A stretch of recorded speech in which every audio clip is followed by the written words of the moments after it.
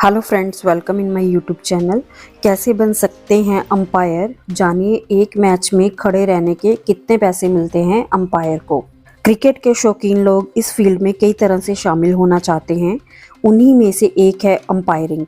अगर आपके मन में भी ख्याल आता है कि इंडिया में क्रिकेट अंपायर कैसे बनते हैं, क्या प्रोसेस होता है, क्या पात्रता चाहिए होती है, क्या इसके लिए किसी प्रकार का कोई टेस्ट देना होता है, तो आज हम इन ऐसे ही सवालों के जवाब तलाशते हैं। क्रिकेट अंपायर बनने के लिए सबसे पहले लिखित परीक्षा पास करनी होती है।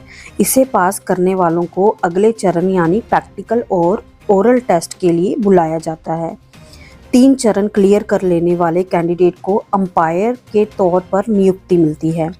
ये टेस्ट स्टेट क्रिकेट एसोसिएशन द्वारा आयोजित होते हैं और आपको शुरुआत यही से करनी होती है।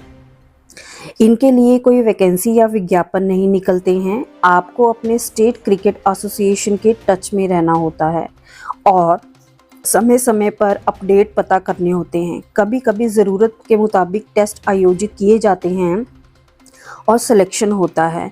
जब वैकेंसी निकले तो इन्हें भरें और परीक्षा में शामिल हों।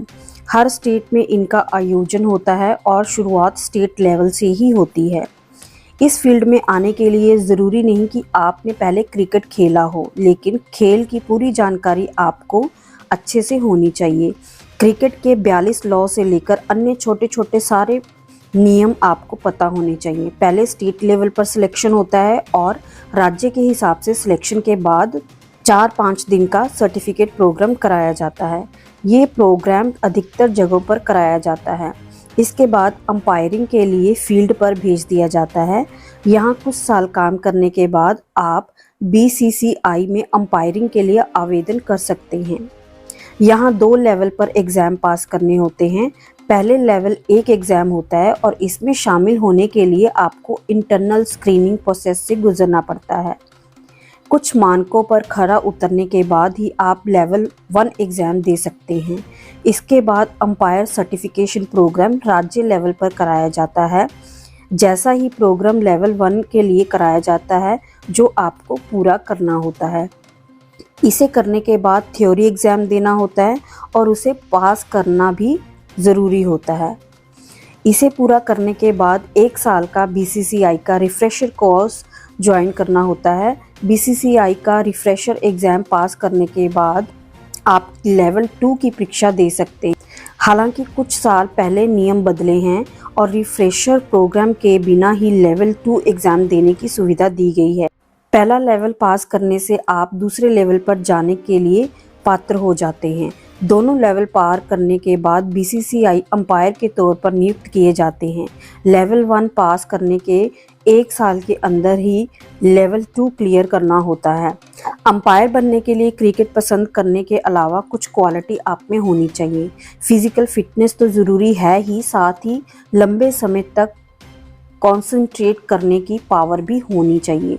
हर गेंद, हर शॉट पर आपकी हर बार पैनी निगाह होनी चाहिए। फील्ड में इतने खिलाड़ियों के बीच घिरे रहने के बावजूद कॉन्फिडेंट रहने और अपीलों से कन्विंस ना होने का मादा होना चाहिए। लंबे समय तक खड़े रहना, वेदर कंडीशन से प्रभावित ना होना भी ज़रूरी है।